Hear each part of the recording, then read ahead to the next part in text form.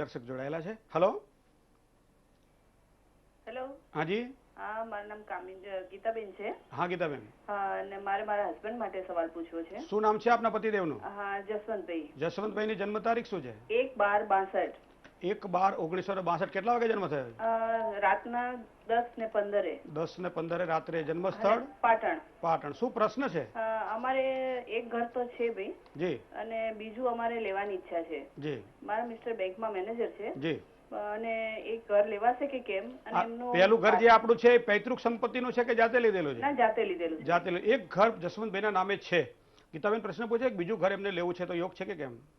હવે જસવંતભાઈની રાશિ તો મકર જ છે, અને મકર રાશિ અને એમની કુંડળીના અંદર લગ્ન સ્થાનના અંદર મંગળ ને રાહુ, એટલે આપના હસબન્ડનો નેચર થોડો આના અંદર શોર્ટ ટેમ્પર ટાઈપનો, એટલે કે ગુસ્સાવાળો થોડો નેચર હોય બતાવે છે ખરી. અને આપની જે હોરોસ્કોપ છે એના અંદર ચોથા સ્થાનના અંદર શુક્ર અને 7મા સ્થાનના અંદર શનિ છે, એટલે આમના પોતાના કુંડળીના અંદર એમને પોતાની પ્રોપર્ટી થાય એવા યોગ ખૂબ જ ઓછા છે. જેથી કરી અને તમારે તમારા ફેમિલીના અંદર કોઈ બીજા મેમ્બરના સારા એવા યોગ થતા હોય તો એના નામે તમે પ્રોપર્ટી લો તો ખૂબ જ સારું છે. પણ ચોથા સ્થાનના અંદર શુક્ર છે, એટલે એમને મકાનના યોગ કહેવાય, પણ અત્યારે એ ટાઈમ નથી. એમની હોરોસ્કોપ પ્રમાણે એમને 54 યર્સ થાય એના પછી એમને 2 પ્રોપર્ટીના સારા એવા યોગ છે. સામાન્ય રીતે જન્મ કુંડળી પ્રમાણે 10મું સ્થાન એ આજીવાનું સ્થાન ગણાય છે. ચોથું સ્થાન એ જમીન મકાન અને મિલકતનું સ્થાન ગણાય છે. ચોથા સ્થાનનો માલિક જ્યારે દૂષિત બનતો હોય ત્યારે આવા યોગો નિર્માણ થાય છે. એવા વ્યક્તિઓએ આજે 10મી તિથિ છે, ભગવાન નારાયણની પૂજા વિશેષ કરી આજનું જે મહત્વ ધરાવે છે એ જ પ્રમાણે જે વ્યક્તિઓને મકાનના પોતાના યોગ ઊભા ન થતા હોય, એવા મકાનના યોગ ઊભા ન થતા હોય એવા જાતકો માટે જો ભગવાન નારાયણની લક્ષ્મીજી સાથે પૂજા કરવામાં આવે, લક્ષ્મી નારાયણ સાથે પૂજા કરવામાં આવે તો ચોક્કસ એને સારા મકાનોના ફળ પ્રાપ્તિ થતી છે. પ્રિયલભાઈ, આપણે આગળની રાશિ જોઈએ તો કર્ક, સિંહ અને કન્યા રાશિવાળા જાતકોનું ભવિષ્ય આજનું શું રહેશે? કર્ક રાશિના જાતકના અક્ષર છે ડ. આવકમાં તમને વૃદ્ધિ રહેશે, એટલે તમારે કોઈ પણ રીતની ઇન્કમ આજે થવાના ચાન્સ રહેશે. અને કામકાજના અંદર પણ ફાયદો રહેશે. તમે કોઈ પણ કામ આજે હાથ ઉપર લેશો તો તમને એના અંદર ખૂબ જ સારો એવો ફાયદો રહેશે. પાર્ટનર સાથે પણ તમને યાત્રા થઈ શકે છે. પાર્ટનર એટલે કે બિઝનેસ પાર્ટનર એન્ડ તમારું જે લાઈફ પાર્ટનર હોય એ બંને જોડે તમારે યાત્રા થઈ શકે તેવા તમારી કુંડળીના અંદર યોગ છે. અને સાથીઓથી પણ તમને સહકાર મળશે. તમારા ફ્રેન્ડ સર્કલ જે રહ્યા, જે તમને પહેલા ઘણીવાર તમને સાથ ના આપતા હોય તો આજના દિવસે તમને સારો એવો સાથ આપશે. હવે વાત કરીશું આપણે સિંહ રાશિના જાતકની. સિંહ રાશિના જાતકના અક્ષર છે મ અને ટ. ધંધાના અંદર તમને નવા કામ મળશે. તમે ક્યાંય પણ કોઈ પણ જગ્યાએ તમારે આજે પ્રપોઝલ મૂકવી હોય તો તમને આજે ખૂબ જ સારો એવો લાભ થાય તેવા તમારી કુંડળીના અંદર ગ્રહ છે. અને સહયોગથી પણ તમને લાભ થશે. એટલે તમારે ગ્રુપ સર્કલના અંદર પણ તમે કોઈ કામ કરવા જતા હો પણ તમે પોતે જાઓ તો તમારા માટે ખૂબ જ સારા એવા યોગ છે, કારણ કે તમારી પોતાની સિંહ રાશિ છે. અને માતા પિતાથી પણ તમને ખૂબ જ સારો એવો લાભ થશે. જેથી કરી અને તમે માતા પિતાના આશીર્વાદ લઈ અને તમે કોઈ સારા કામે નીકળો તો તમારા માટે ખૂબ જ સારું રહેશે અને બીમારીથી તમને આરામ રહેશે. હવે વાત કરીશું આપણે કન્યા રાશિના જાતકની. કન્યા રાશિના જાતકના અક્ષર છે પઠણ. ઉધારી કરવી નહીં. આજે તમારે કોઈ પણ જાતની ઉધારી ના કરવી, કારણ કે ઉધારી જે તમે આજે કરશો તો તમારે લાંબા સમય પછી તમારે એની ચૂકવણી થશે.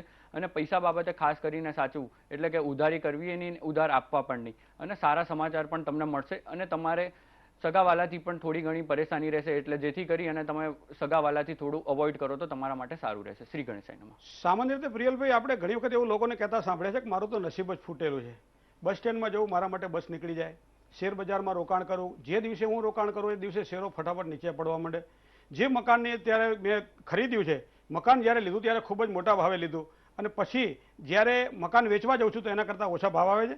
એટલે ગુજરાતીમાં કહે કે મારું નસીબ જ ફૂટેલું છે. તો અહીંયા એક એવો પ્રશ્ન આપણી પાસે વાપીથી આવેલો છે ચેતનભાઈનો, જેની જન્મ તારીખ છે 1/9/1977, 5:47 સાંજે એમનો જન્મ છે, વાપીમાં છે.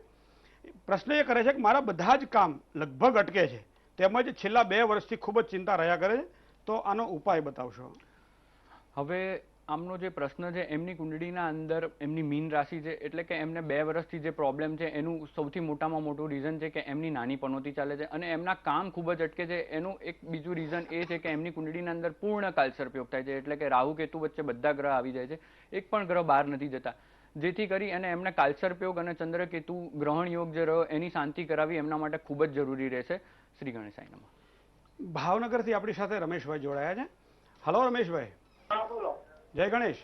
જય ગણેશ. શું પ્રશ્ન છે આપનો? હા, બાબાના સંબંધમાં તકલીફ પડે છે સાહેબ. બાબાનું નામ શું છે? સંજય. સંદેશનો જન્મ તારીખ બતાવો. 6/3/90. જી? હા. 6/3/90.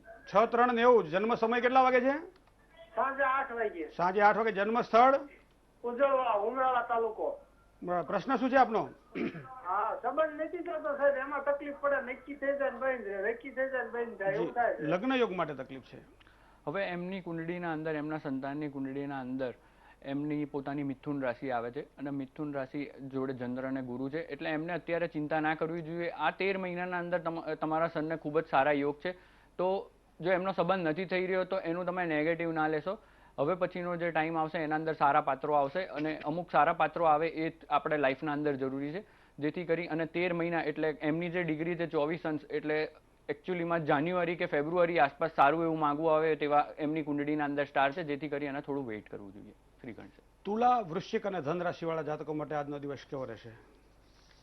તુલા રાશિના જાતકોના અક્ષર છે ર અને ત. તબિયતની ખાસ કરીને તમારે કાળજી લેવી જોઈએ અને તમારે સ્વભાવને સરળ બનાવવો જોઈએ અને યાત્રાથી તમારે બચવું જોઈએ. આજે ખાસ કરી અને તમે કોઈ પણ મુસાફરી કે કંઈ પણ વસ્તુ આવતી હોય તો તમારે આજે એને અવોઇડ કરવું જોઈએ અને સારા કામની તમને સરાહના રહેશે. અને વૃશ્ચિક રાશિના જાતકના અક્ષર છે ન ય, એટલે તમારે ધોકાધડીથી થોડું બચવું જોઈએ. સંપત્તિ બાબતે તમારે વિચાર કરીને નિર્ણય લેવો જોઈએ. એટલે આજે સંપત્તિનો કોઈ પણ તમે ડિસિઝન જો લેવાના હો તો તમારે ખૂબ જ વિચારી કરી અને પછી તમારે આજે ડિસિઝન લેવું જોઈએ. અને તમારે સાથીઓનો સહકાર ખૂબ જ સારી રીતે મળશે. આજે તમારા ફ્રેન્ડ સર્કલ અને તમને દરેક લોકો તમને સારો એવો તમને સપોર્ટ કરે તેવા તમારી કુંડળીના અંદર ગ્રહ છે અને તબિયત તમારે ખાસ કરીને સાચવવી. આજના દિવસના અંદર વૃશ્ચિક રાશિવાળાને તબિયત સાચવવી એટલે કારણ કે ચંદ્ર ઉપરથી અત્યારે થોડા નેગેટિવ થોડા તમારા સ્ટાર જઈ રહ્યા છે. ચંદ્ર ઉપરથી તમારે 12મા સ્થાનના અંદરથી શનિ જઈ રહ્યો છે, તેથી કરી અને તમારે બહારની વસ્તુ ખાવાનું 3 મહિના સુધી અવોઇડ કરવું જોઈએ. અને હવે વાત કરીશું આપણે ધન રાશિના જાતકની. ધન રાશિના જાતકના અક્ષર છે ભ, ફ, ધ અને ઢ. આવકના અંદર તમને વૃદ્ધિ રહેશે. આજે તમારે કોઈ પણ કામકાજ કરશો તો તમને એના અંદર સારામાં સારો બેનિફિટ રહેશે. જીવનસાથીથી તમને સ્નેહ રહેશે. તમારે આજે ફેમિલી લાઈફ જે રહી તમારી ખૂબ જ સારી રહેશે અને કામમાં તમને ધીમી સફળતા મળશે. તમારું કામ આજે સવારથી તમે ચાલુ કરો તો તમારું રાતના 12 વાગે પતે તો તમારે કોઈ વિચારવાનું નહીં, કારણ કે તમારો આજે કુંડળીના અંદર અમુક સ્ટાર એવા છે કે ધીમી ગતિએ તમારું કામ ફિનિશ થાય અને પરિવારનો તમને સહયોગ સંપૂર્ણ રીતે મળશે. ઘણી વખત જ્યારે પાણી ભરતા હોઈએ ત્યારે પાત્ર સહેજ ફૂટેલું હોય તો પણ એ પાત્રમાં પાણી ટકતું નથી. એ જ પ્રમાણે ભાગ્યનું જો પાત્ર ફૂટેલું હોય તો પણ એમાં ભાગ્ય બળે કરીને કરેલી વસ્તુઓ ટકતી નથી. એ કેવ ટકાવી? દાખલા તરીકે શેર બજાર અથવા તો કોઈ પણ આવા લગતા આકસ્મિક ધન લાભને દગતા યોગો વિશે આપણે પીએલભાઈ પાસેથી જાણીશું. એ પહેલા લઈશું